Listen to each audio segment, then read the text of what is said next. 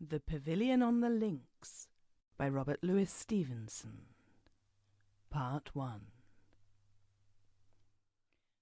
I was a great solitary when I was young. I made it my pride to keep aloof and suffice for my own entertainment. And I may say that I had neither friends nor acquaintances, until I met that friend who became my wife and the mother of my children. With one man only was I on private terms. This was R. Northmour, Esquire of Graden Easter in Scotland. We had met at college, and though there was not much liking between us, nor even much intimacy, we were so nearly of a humour that we could associate with ease to both.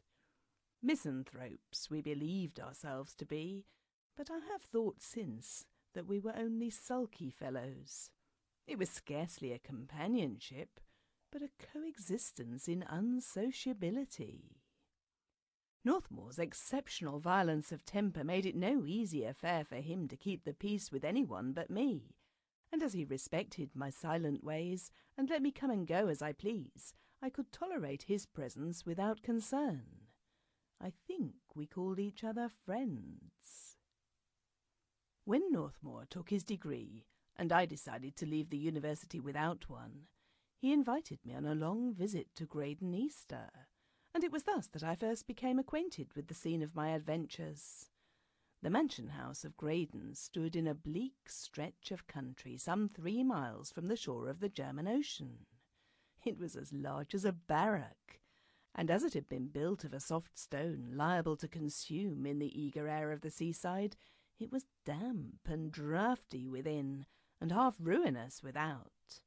It was impossible for 2 young men to lodge with comfort in such a dwelling, but there stood in the northern part of the estate, in a wilderness of links and blowing sandhills, and between a plantation and the sea, a small pavilion or belvedere of modern design, which was exactly suited to our wants.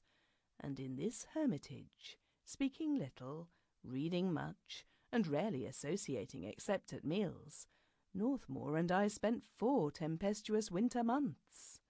I might have stayed longer, but one March night there sprung up between us a dispute which rendered my departure necessary.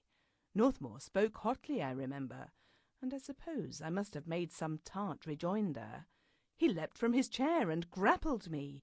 I had to fight, without exaggeration, for my life, and it was only with a great effort that I mastered him, for he was near as strong in body as myself, and seemed filled with the devil. Sample complete. Ready to continue?